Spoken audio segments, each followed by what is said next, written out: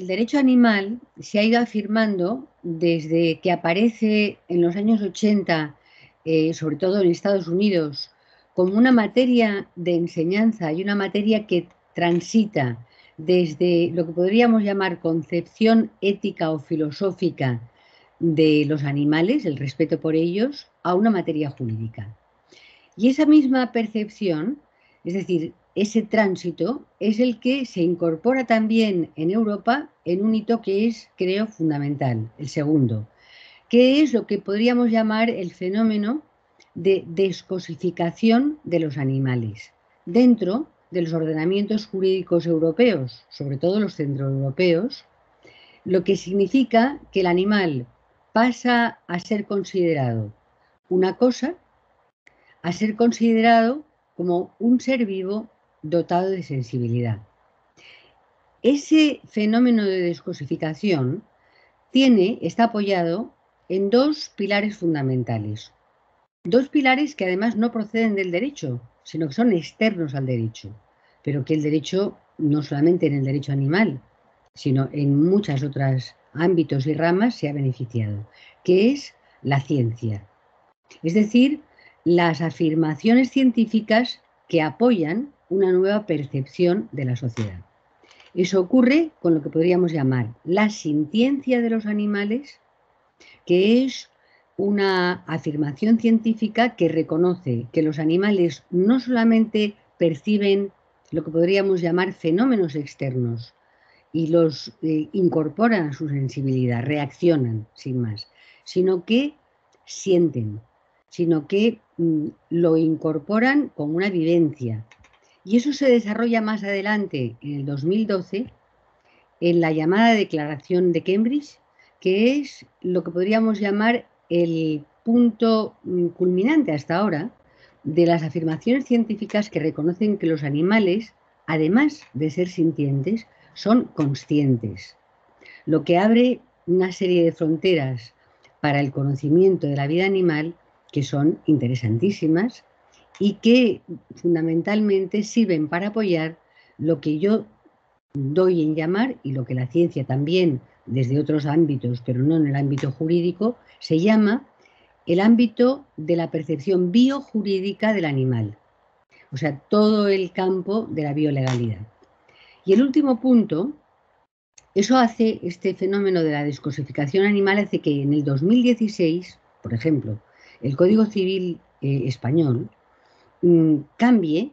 en el título de la propiedad la concepción y la definición de los animales como cosas a seres vivos dotados de sensibilidad, lo cual lo había hecho ya anteriormente el Código Civil francés, que es el código matriz de todo lo que podríamos llamar ese grupo de ordenamientos jurídicos en todo el mundo que se distingue del common law y que se denomina civil law, es decir, los sistemas jurídicos codificados. Y por último, creo que es muy importante el último hito al que nos enfrentamos y al que el derecho animal digamos, abre una nueva frontera, es la distinción de los animales dentro de las ciencias ambientales, ¿verdad?, del cuidado y protección del medio ambiente, de los animales como individuos que, además de ser parte de lo que podríamos llamar bioesfera o microambientes o sistemas en los que los animales viven, es que ellos no solamente son parte, sino que son sujetos de ese medio ambiente, lo cual cambia la percepción y es muy importante porque pasan de ser un elemento a ser sujetos dentro de ese cuidado y protección del medio ambiente. Tanto influye la legislación en las conductas de los ciudadanos como los ciudadanos influyen en los cambios de la legislación. Por lo tanto, como la pregunta está formulada de manera bifronte, yo también la voy a responder o voy a tratar de hacerlo de manera bifronte. Una de esas interacciones de ida y vuelta se percibe en el derecho animal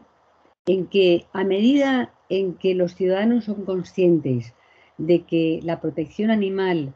es algo que te concierne a ti como individuo y como parte, como ciudadano, como miembro de una sociedad, se evidencia en el aumento de las denuncias en lo más evidente y claro por el maltrato animal. Hay un momento en que al ciudadano le parece intolerable que a un animal, por el hecho de serlo y de que, como son los animales inocentes y confiados, la mayoría de ellos, porque no han tenido malas experiencias, alguien se aproveche de esa vulnerabilidad del animal pues para maltratarlo. Y ante eso, la postura de indiferencia que a veces se percibe se sustituye por un ánimo de decir, pues no. O sea, el basta ya para los animales también existe y la sociedad lo ha hecho de manera colectiva. En España de manera muy perceptible. Es decir, a partir de un momento determinado, de un hecho histórico que está recogido, del maltrato de unos animales en un refugio de la provincia de Tarragona, hubo manifestaciones masivas, se exteriorizó, se visibilizó ese basta ya de maltrato animal. Y al mismo tiempo, una parte, digamos, del ámbito jurídico, que es precisamente la labor de los jueces, son los que más se atreven y los pioneros, podríamos decir así, de pequeños cambios en favor de la protección animal. A veces no son solamente grandes cambios, y lo estamos viendo en la jurisprudencia latinoamericana, que de manera muy notoria y de manera muy novedosa está dando pasos de gigante en favor de la protección animal. Por ejemplo, pondré solamente dos ejemplos, que son las conocidísimas sentencias en el ámbito, es decir, ahí no tiene que ver tanto con la crueldad, sino con quizá un reconocimiento de lo que es la singularidad del animal dentro de la naturaleza y dentro de su propia naturaleza de los países latinoamericanos. Es, por ejemplo, el reconocimiento de los primates como personas jurídicas. Los famosísimos casos pues, de la orangutana Sandra, que fue el primer caso, incluso anteriormente el de la chimpancé suiza en Brasil, que fue una gran creación. Es decir, el reconocimiento en términos jurídicos del habeas corpus, del derecho, del reconocimiento de la libertad, y no estar encerrado o no estar prisionero en contra de la propia voluntad de determinados tipos de animales, de los grandes signos. Es decir, que, como digo, tanto desde el derecho como el legislador o el juez, como el ciudadano, son miembros activos de esos pasos adelante en beneficio de la protección de los animales y del reconocimiento de sus intereses, que son básicos, el derecho a la vida, ¿verdad? O sea, el reconocimiento, querer vivir, no morir de una manera cruel o de una manera dolorosa. Es decir, esos aspectos básicos que el derecho y también los ciudadanos pues perciben y van reconociendo. Bueno, el curso es un curso que tengo que decir, es muy interesante. Y es un curso que tiene una característica. Es un curso interdisciplinar y con hemos introducido algo que creo que es muy beneficioso para los que se inscriban. Es un curso interactivo, profesionalizador, tanto para los que trabajan ya en el ámbito de la protección animal, como aquellos que tienen interés en encontrar una vía de cómo hacer de ese interés una profesión. Y que trata, sobre todo, de que cada alumno encuentre su propio enfoque. Nosotros hacemos un planteamiento, pero tratamos de hacer y de practicar algo que hemos dicho desde siempre o hace muchos años: saber más para trabajar mejor por los animales. Es un curso, es verdad, dinámico, un curso de 4 módulos, 4 semanas, muy intensas. Es un curso exigente, no voy a decir lo contrario, y que cuenta para llevarlo a cabo con un plantel, creo, de expertos con una experiencia contrastada de alto nivel. Por ejemplo, La masterclass la va a impartir un veterinario, los demás somos juristas, un veterinario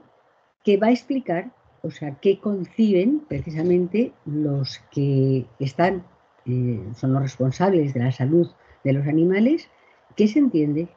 que es un término técnico y es un concepto muy importante por bienestar animal. Pues el curso lo aborda desde un enfoque, se podría decir sincrónico. Es decir, se trata de 4 módulos que diseccionan lo que la reciente ley de bienestar animal dice,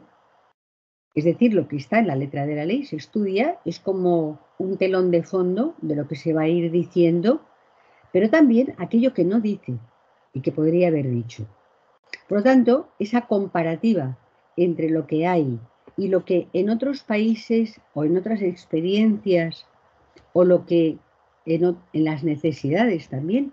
o sea, de nuestra propia realidad, se podría haber legislado, eso también está. Así que el curso no solamente sirve para alumnos de nuestro país, sino que está abierto, porque es un curso muy amplio y comparado, para alumnos y para profesionales de muchos países de Latinoamérica, pero también, por supuesto, de Asia, países del Common Law, y desde luego también está pensado para todo aquello que en la nueva ley hace referencia al bienestar animal. Y ahí sí que nos proyectamos de una manera muy concreta. Por eso, o sea, entran desde las colonias de gatos, ¿verdad? El régimen o el tratamiento de los animales, o sea, que se consideran fauna urbana, como las colonias de gatos, dicho así en un término técnico, como los animales de compañía o los que la reproducción de los mismos o la formación de los tenedores, cuidadores o miembros de una familia multiespecie. La pregunta está muy bien formulada porque efectivamente se trata de desafíos. Es una ley muy novedosa, no es que en España no exista la protección animal antes de esta ley, por supuesto que sí, dentro del ámbito estatal, es decir, todo lo que se refiere a la protección de los animales de producción, que está como es el espejo, el traslado de toda la normativa europea, un verdadero corpus legislativo sobre estos animales. También la realidad autonómica ha legislado sobre ellos, pero la nueva ley pone el acento, yo diría, en 3 ámbitos, que son los sujetos de esas normas, que son desde luego los animales, pero también la administración pública, es decir, en qué medida los ayuntamientos son responsables de ese bienestar animal. Y también todas las entidades, en un sentido muy amplio, que están relacionados con los animales, desde los reproductores de animales, ¿verdad? Los refugios de animales, las protectoras de animales o las entidades que no están directamente relacionadas con los animales, pero o sea, sí que desempeñan lo que podríamos llamar una labor en favor de los animales. Otro aspecto muy importante de la nueva ley es lo que podríamos llamar la formación. Yo creo que ha llegado un momento en que no es banal el dedicar un tiempo a los que tienen un animal de compañía en su casa, sea cual sea ese animal, para formarse, para conocer mejor qué tipo de necesidades tiene ese animal, para ayudarlo a que el tránsito de su vida en nuestra compañía, con nosotros, sea mucho mejor. Y además dentro, habitualmente, del ámbito ciudadano en el que nos desenvolvemos. Y por último, el último eje vertebrador es el bienestar animal, como verdadero eje que vertebra toda la normativa. Lo cual quiere decir que hay un estándar, porque bienestar animal significa un estándar de necesidades del animal que hay que conocer. Con lo cual, este último elemento, el bienestar animal, se enlaza con el anterior, la formación, para conocer mejor cuáles son esas necesidades. No está excluido los cursos de formación para los agentes, por ejemplo, de las administraciones públicas, de los ayuntamientos, de los refugios, de las asociaciones animalistas, de los propios propietarios, tenedores de los animales, ¿verdad? Sus familiares, como también les llamamos algunos, y con el primero que he mencionado. Es decir, que nosotros lo diseñamos, la ley se percibe así, y desde luego hay que decir que estamos en un momento y que el curso es una gran novedad, porque la ley es una novedad, el derecho animal sigue siendo una novedad y es el vehículo con el que nosotros queremos transmitir y abrir un frente de preguntas, de interrogantes, para todos aquellos a los que el animal ha dejado de ser una cosa, como he dicho al principio, y ha pasado a ser reconocido como lo que es en realidad. Un ser sintiente, un ser consciente y un ser que merece por su dignidad toda nuestra atención.